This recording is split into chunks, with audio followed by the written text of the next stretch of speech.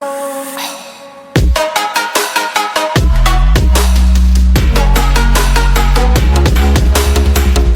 को बहुत बहुत नमस्कार और आप सभी का स्वागत है आज एक नई वीडियो के अंदर, एक और नई कॉन्सेप्ट, एक नए टॉपिक के अंदर, जिसमें आज हम बात करने वाले हैं कि कैसे हम ट्रेडिंग को लॉस से प्रॉफिट में ला सकते हैं। प्रैक्टिकली बात करूंगा, दिल से दिल तक बात करूंगा। जो मैंने सीखा, पिछले 4 साल से मैं ट्रेडिंग कर रहा हूँ, पिछले 4 साल से मैं मार्केट में हूँ।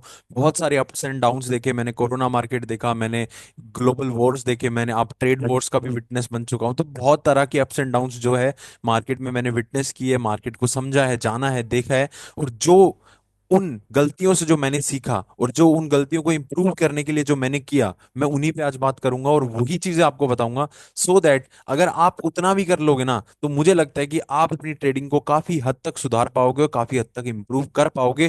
तो आज का जो अपना एजेंडा रहने वाला है, आज का जो अपना गोल रहने वाला है, वो सिंपल यही है कि हम कैसे हमारी ट्रेडिंग को टर्न कर सकते हैं लॉस से प्रॉफिट के अंदर। कैसे हम ट्रेडिंग में लॉस से प्रॉफिट की तरफ बढ़ पाएं, कैसे हम अपनी ट्रेडिंग को और इंप्रूव कर पाएं, कैसे हम और अपनी ट्रेडिंग को बेहतर कर पाएं। भाई देखो, सिंपल 5 ऐसी मिस्टेक्स बताऊंगा जो मैंने खुद, मेरी जो हमारी ट्रेडिंग जर्नल होती है उससे जो एनालिसिस करके जो मैंने सीखा समझा, उन्हीं के ऊपर हम बात करूंगा, उन्हीं के ऊपर मैं आपको बताऊंगा। जो सबसे पहली गलती होती है ना, जो भी मार्केट के अंदर नया ट्रेडर आ रहा है, वो सबसे बड़ी जो गलती आज के टाइम कर रहा है, वो गलती है ओवर ट्रेडिंग की।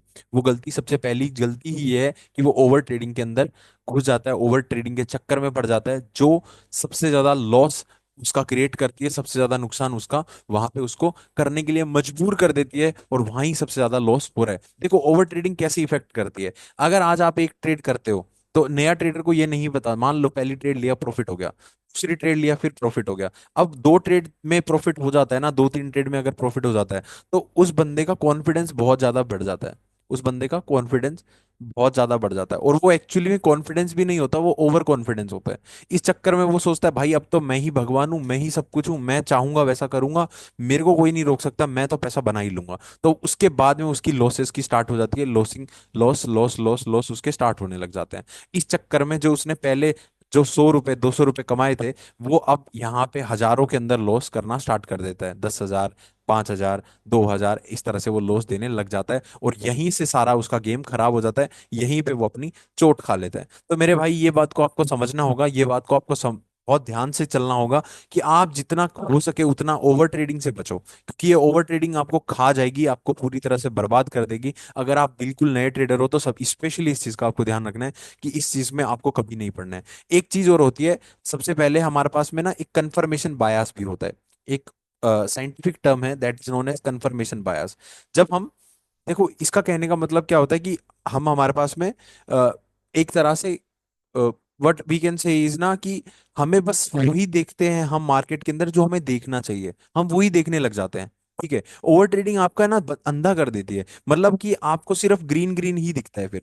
मतलब समझ रहे हो, मतलब आपको, जहां पे मार्केट के अंदर 2 साइड्स है, एक साइड है जिसमें बुल बैठता है, एक साइड है जिसमें बियर बैठता है, आपको दोनों साइड का एनालिसिस जहां पे करना जरूरी होता है। आपको ये भी देखना होता है कि आपकी साइड कितनी कंफर्मेशन है, आपके अगेंस्ट कितनी चीजें हैं, आप उसके अगेंस्ट जा रहे हो या आपके मार्केट के फेवर में जा रहे हो। आप वो सब भूल जाते हो जब आपके पैसा बनने लग जाता है ना, जब प्रॉफिट बनने लग जाता है रेगुलरली। तो आपको ये चीजें भूल जाते हो कि मुझे ये सब तो चेक करना था, मुझे 3 कंफर्मेशन लेनी थी, मुझे मार्केट का स्ट्रक्चर देखना था, मुझे डेटा एनालिसिस करना था, मुझे टेक्निकल एनालिसिस करना था। वो सब आप धीरे धीरे भूलने लग जाते हो। ये आपको अंधा बना देता है, इसे हम बोलते हैं कंफर्मेशन बायस। ये जनरली ओवर ट्रेडिंग के बाद में ही आता है, और ये ओवर ट्रेडिंग से एसोसिएटेड एक प्रॉब्लम है, जिसको आपको ध्यान रखना है कि आपको हमेशा कभी भी आपकी कंफर्मेशन ही नहीं देखनी, उसके साथ साथ में आपको ये चीज को भी ध्यान रखना होगा कि आपके अगेंस्ट क्या क्या चीजें चल रही है। आप क्या मार्केट की सही टाइमिंग के अंदर काम कर रहे हो, क्या आप मार्केट की टाइमिंग के अपोजिट काम कर रहे हो, या फिर आप जहां पे काम कर रहे हो वो जगह सही है या नहीं है।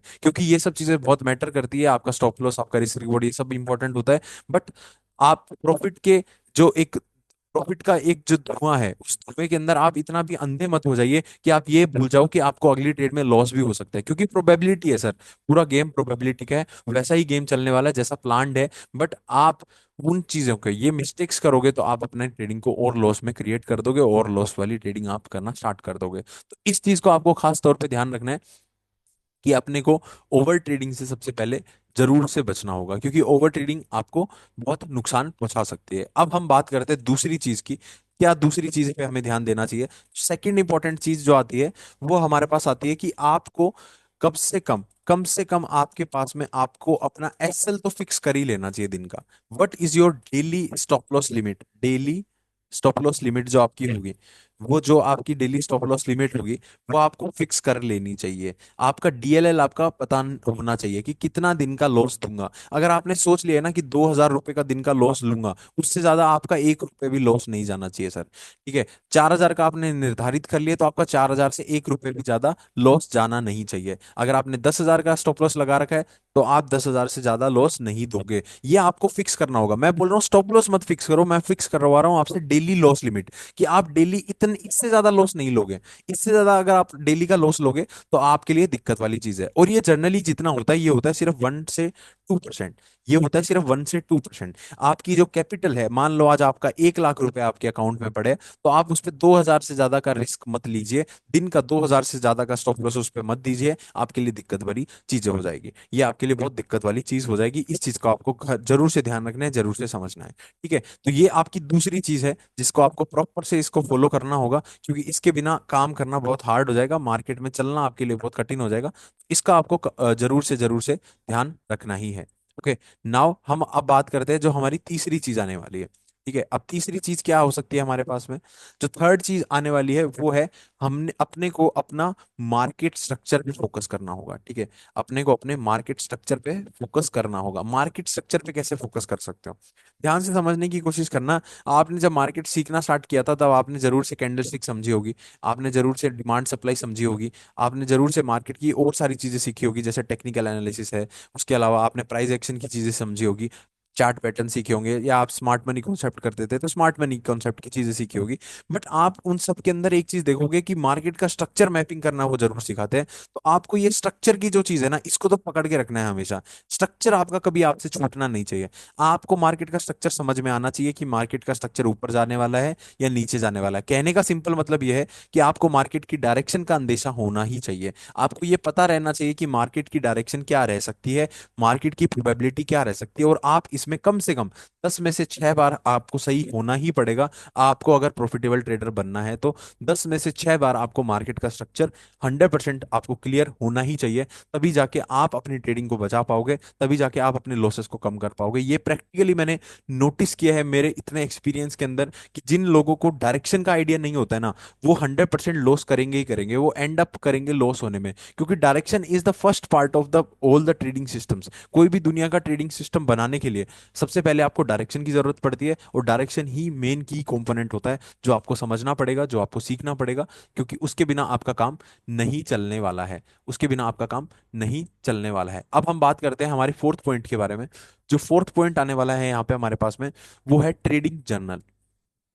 जो फोर्थ पॉइंट हमारे पास जो आएगा वो है ट्रेडिंग जर्नल। अब ट्रेडिंग जर्नल क्यों इंपॉर्टेंट है? देखो, आज मैं आपके सामने जो भी बातें कर रहा हूँ, जो भी मैं पॉइंट आपके सामने रख रहा हूँ, ये पॉइंट मैं आज एक बिहाफ पे बोल पा रहा हूँ, एक स्टडी के ऊपर बोल पा रहा हूँ। जो स्टडी जो मैंने की वो मेरी ट्रेडिंग जर्नल के ऊपर की। वो सारा जो कंटेंट मैंने जो आज तक ट्रेड किया, उन सबको मैंने एक समेटा हुआ है मेरी कॉपीज के अंदर। सबसे पहले मैं कॉपी यूज करता था, फिर उसके बाद धीरे धीरे एडवांसमेंट हुई, एक्सेल यूज करने लगा। आजकल और भी अच्छी चीजें आ गई है, आजकल नोशन आ गया है। नोशन करके एक ऐप है जहाँ पे आपको ट्रेडिंग जर्नल बनाने में बहुत आसानी हो जाती है। उसकी एक डायरेक्ट लिंक मैं आपको टेलीग्राम, मेरी जो इस वीडियो है उस वीडियो के डिस्क्रिप्शन और मेरे टेलीग्राम चैनल दोनों के अंदर मैं अपलोड कर रहा हूँ। दोनों में जाके आप उसको एक्सेस कर सकते हो, फ्री में एक्सेस कर सकते हो, कोई चार्जेस नहीं है उसका। आप उसे यूज कीजिए, आपको बहुत हेल्प होने वाली है उसके अंदर। ठीक है, अब हम ट्रेडिंग जर्नल की बात कर रहे थे। ट्रेडिंग जर्नल आपको किस तरह से हेल्प कर रही है? ट्रेडिंग जर्नल आपको एक बेस बना रही है। आपका बेस किस तरह से बना रही है? आपको एक सॉलिड वर्क प्रूफ दे रही है, एक प्रूफ दे रही है कि आपने ये काम किया था। हम बोलते हैं, देखो, हम जमीन खरीदने जाते हैं, हम बोलते हैं कागज चाहिए, है ना। हम रेंट, आप कोई प्रॉपर्टी रेंट पे लेते हो तो आप उसका प्रॉपर डॉक्यूमेंटेशन होता है। आप कोई बिजनेस स्टार्ट करते हो तो उसका प्रॉपर डॉक्यूमेंटेशन होता है। हर चीज का प्रॉपर डॉक्यूमेंटेशन होता है, हर बिजनेस का प्रॉपर डॉक्यूमेंटेशन होता है। हर बिजनेस का बही खाता होता है, पीएनएल स्टेटमेंट होती है, बैलेंस शीट होती है, हर तरह की चीजें उसमें इनकलपेट की जाती है। उसी तरह से आपको ट्रेडिंग के अंदर भी अपना जो है अपना एक ट्रेडिंग जर्नल मेंटेन करना चाहिए, एक अपना बही खाता मेंटेन करना चाहिए, अपना लेखा जोखा मेंटेन करना चाहिए कि आप जब ट्रेड कर रहे थे आपने क्या ट्रेड किया, कैसे ट्रेड किया, कितने पे ट्रेड किया, कब लिया, कितने पे बेचा, कब खरीदा। उसके अलावा आपका उस टाइम क्या सेंटिमेंट्स थे, क्या मूड था, किस तरह से आपकी ट्रेडिंग हुई, क्या चली क्या नहीं, वो सारी चीजें आपको पता होनी चाहिए। तभी जाके आपको ये सब, आप भी लायक बन पाओगे, अपनी गलतियां पहचान पाओगे, और वो गलतियां आपको आगे जाके बहुत ज्यादा हेल्प करेगी आपके फ्यूचर के अंदर, आपकी ट्रेडिंग को और बेहतर और इंप्रूव करने में। तो यही ट्रेडिंग जर्नल का बेनिफिट होता है, और यही ट्रेडिंग जर्नल करती है, तो सभी को मेंटेन करनी चाहिए। लिंक आपको डिस्क्रिप्शन में मिल जाएगी, जरूर से जाके चेक करिएगा, आपको बहुत अच्छी ट्रेडिंग जर्नल का टेम्पलेट मिलने वाला है। ओके। फिफ्थ पॉइंट जो हमारे पास यहाँ पे आता है, फिफ्थ पॉइंट की हम बात करें, तो वो है आपको किसी एक चीज पे स्टिक होना पड़ेगा।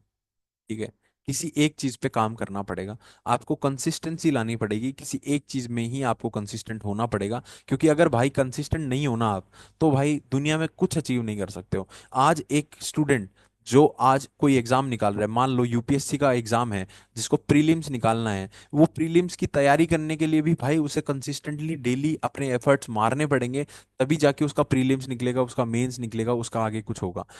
क्यों? हर चीज में कंसिस्टेंसी है। आज एक कॉलेज का स्टूडेंट भी है, कॉलेज के स्टूडेंट को भी अपने एग्जाम में पढ़ने के लिए एटलीस्ट चाहे वो लास्ट के 10 दिन पढ़े, पर वो 10 दिन कंसिस्टेंटली पढ़ता है, तभी जाके उसका रिजल्ट अच्छा आता है।